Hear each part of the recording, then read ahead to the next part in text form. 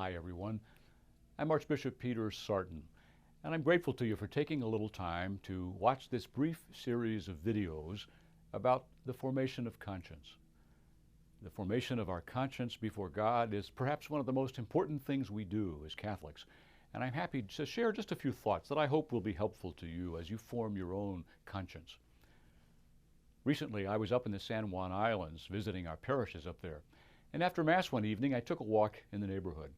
And I saw a bumper sticker on the back of someone's car that I had never seen before. And here's what it read: "Don't believe everything you think." It caught me off guard because I had never seen such a wise bumper sticker. Don't believe everything you think.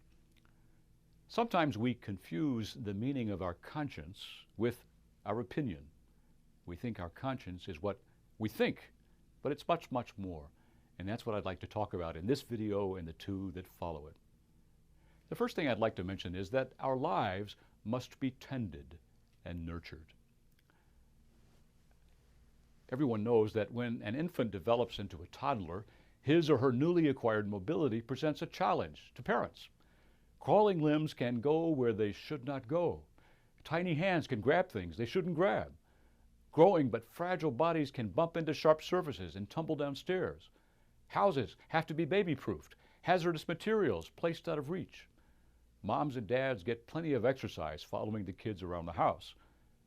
Physical growth is a natural, beautiful part of every life. It demonstrates the potential we have in countless areas and the wisdom of God's creative hand. But human development must be guided, taught, and formed.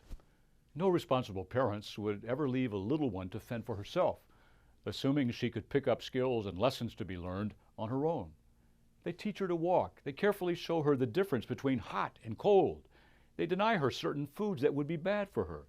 They protect her from hidden dangers. They keep her clean, hug her, and praise her constantly. And they love her unconditionally. They would not think of doing otherwise. Now, our lives of faith must be similarly guided, taught, and formed. No Christian parents would ever think of letting their son fend for himself and learning about God, since parents know faith is God's gift to be cherished and passed on. Parents teach their son about God and how to pray. They take him to church and help him with his prayers every night. They give good example and show him what faith in action means. They instill in him reverence for God and a proper sense of religious obligation. Parents know that faith in God is essential to every human life. Now, our conscience is likewise formed carefully with loving care. And so in the same way, when it comes to the development of our conscience, we must be guided, taught, and formed. No wise parents would ever think of telling their little children, "Do whatever you want," for disaster wouldn't be far away. They teach them the difference between right and wrong, good and evil. They explain the meaning of sin. They demonstrate proper behavior and respect for others. They set down rules and expect them to be followed. They lay out principles by which their children can make good decisions. They find the proper time to instruct them in sexual morality and give them good example in family life. They teach them how to say both, "I'm sorry," and "I forgive you." They encourage them and support them when they fail.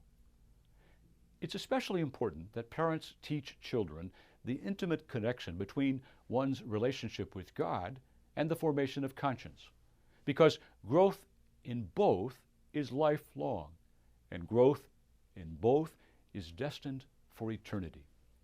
True morality has its source and goal in God. The moral law is God's gift to us, through which we are guided, taught, formed, and led to union with Him. God has given us freedom, and He never coerces us to love Him or denies us the use of freedom, even in the most delicate and complicated matters. However, He also offers us the wisdom to use our freedom properly by doing good and avoiding evil. Because you see, we were made for God. We were made for good. And God knows we will never be happy when doing evil. Evil is beneath our dignity, for we were made in God's image and likeness. And so we recall once again, don't believe everything you think, but instead look to God for what we believe, and then let God in his wisdom and in his goodness form us and help us to grow. Teach us how to use our conscience for good and not evil.